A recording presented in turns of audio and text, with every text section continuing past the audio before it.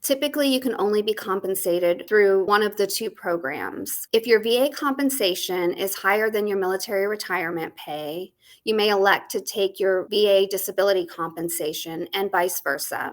If you are granted service connection for disabilities and your compensation would be higher for your VA disability compensation, when VA calculates your retroactive payment from the date of your claims, they will typically withhold a portion of that payment to avoid an overpayment. So what you'll typically see is on the notice of your rating decision when they're explaining what your monthly compensation would be, you'll see that they withheld, and that means that they're going to send that off to the Defense Finance and Accounting Service, which we call DFAS. They'll send it there and there will be an offset calculated.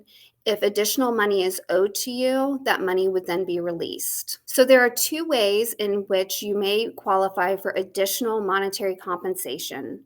The first is through concurrent retirement and disability pay. So this is for eligible retirees who have retired either due to longevity or for disabilities. They must have served for at least 20 years and have a combined VA disability rating of at least 50%.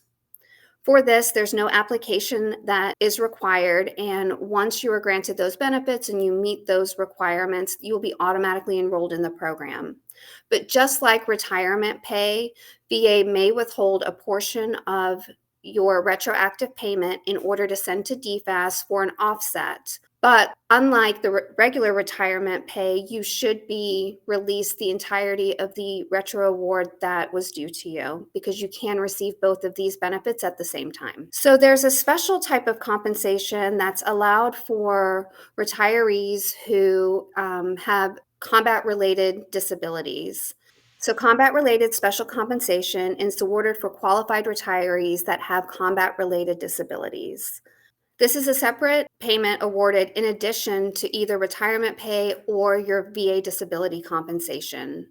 This is a situation where you can't receive both combat-related special compensation and concurrent retirement and disability pay, even if you qualify for both payments. A veteran who qualifies for both payments will have to elect whether they want to receive the combat-related special compensation or the concurrent retirement and disability pay through DFAS. If you don't make an election, then the default payment will be the higher of the two payments. Unlike concurrent retirement disability pay, a separate application must be filed with the CRSC board from the branch of service where you retired.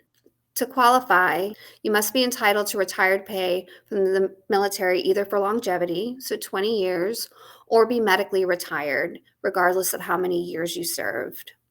And whether a disability is considered combat-related, that's something that's determined by the CRSC board, and only disabilities eligible for CRSC are those that have been service-connected by the VA and have a rating of at least 10%. The payments are determined by DFAS, and they're unique to each retiree, and they're based on several factors. Those factors include things like how many years you served, what the retired base pay was, and the veteran's disability ratings for the service-connected disabilities that are deemed to be combat-related. If you want to file for combat-related special compensation, more information is in the description of this video for where to send that application based on the military branch in which you served.